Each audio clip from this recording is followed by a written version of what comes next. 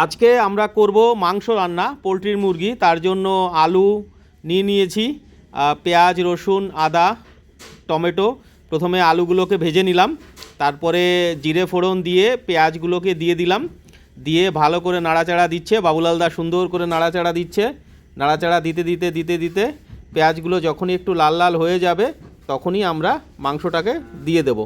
এবার আদা রসুন দিয়ে দিলাম, তার সাথে টমেটোটাও দিয়ে দিলাম। টমেটো দেওয়ার পরে কিছু সময় জ্বালানোর পরে মাংসটা দিয়ে দিলাম। এবার বাবুলালদা সুন্দর খুন্তিটা দিয়ে নাড়াচ্ছে, আর আমি পাশে বসে ভিডিও করছি।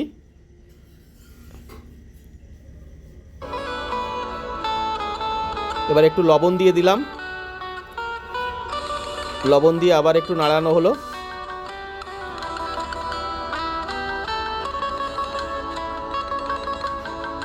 এবার কিছু সময় জাল দেওয়ার পরে গিয়ে আলুগুলো দিয়ে দিচ্ছি।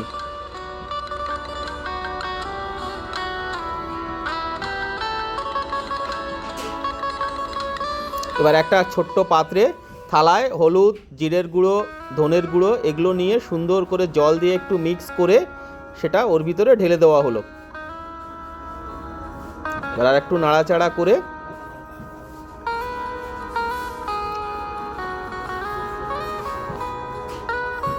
এবার কষানো হয়ে গেছে। কষানোর পরে এবার জল দিয়ে দেওয়া হলো।